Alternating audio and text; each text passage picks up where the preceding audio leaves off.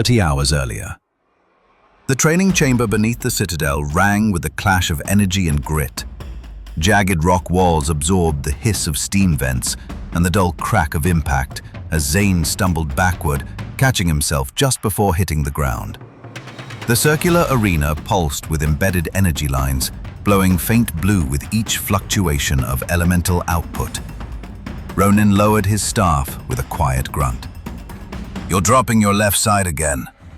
Zane wiped sweat from his brow, flicking a droplet onto the scorched stone floor. "Maybe that's because you hit like a landslide. Maybe because you burned through your stamina like kindling," Ronan replied evenly. A gust of air circled the two men as Zephyr dropped in from the upper platform, his boots barely tapping the ground. He leaned on his extended staff, wind swirling playfully around his shoulders. "Can we get back to sparring? Or should I grab a tea while the old men debate form?" "I'll show you form," Zane muttered, tightening the grip on his collapsed staff. From the balcony above, Lira's voice rang out, cool and clipped. "If you three are done measuring your tempers, we're already behind schedule." She descended the wide stairs in a fluid motion, her dark blue uniform pristine, energy pistol holstered at her hip.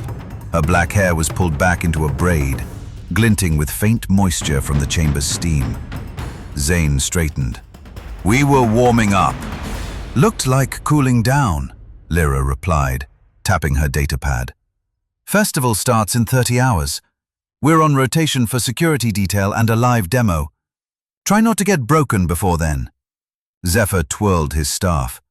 "No promises." The atmosphere shifted as the citadel's internal chimes rang out, a distant melodic pulse that echoed through the training halls. High above them, the great Solspire gleamed faintly through the curved skylights, its golden glow refracting in delicate patterns across the glass. Lira glanced upward, her expression softening for a breath. "It's going to be a perfect day," she said. Zane caught the glance and nodded, more to himself than anyone. "Let's hope it stays that way." Later that evening, the promenade levels, Caelus. The sting of ozone and the ache of bruised muscles had been washed away. Cleaned and dressed in their off-duty citadel uniforms, dark grey jackets lined in copper with high collars and subtle element class insignias, the four walked to the grand promenade of Caelus's mid-levels. The city, as always, felt like a dream held together by light and order. Caelus had been carved into the heart of a massive circular mountain caldera, a natural fortress against the forgotten world beyond. With nowhere to build out, the architects of old had built upward, their ambition reaching skyward through soaring towers of white stone and gold-veined crystal. Bridges arced between spires, and translucent sky rails zipped silently overhead. It was a vertical marvel, ancient, elegant, and impossibly advanced. From a suspended plaza nestled between three golden towers, the elementals paused to take in the view. "You can see the whole structure from here," Lira said, gesturing toward the horizon.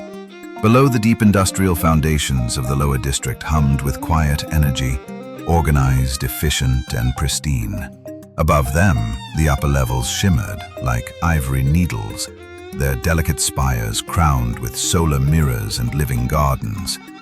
And at the very center of it all, rising high beyond all others, was the Solspire.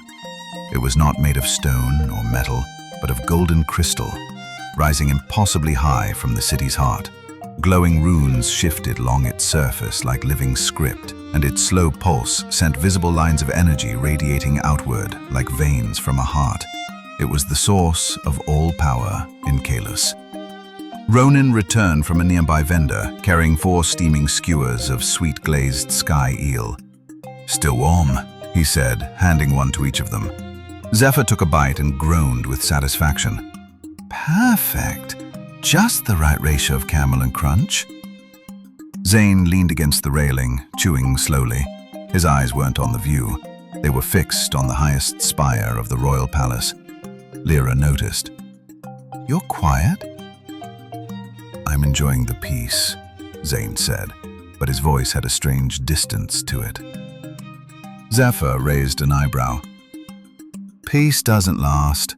Tarek's going to bury us in drills tomorrow after that little stunt we pulled in training. It was worth it, Zane replied. His gaze hadn't moved from the distant palace tower. Lira's datapad pinged and she glanced down. Speaking of which, we've been assigned to festival security tomorrow. Main plaza, 1400, full dress. Standing around again, Zephyr groaned. It's our duty, Ronan said solemnly. He gestured toward the city. To protect this. All of it.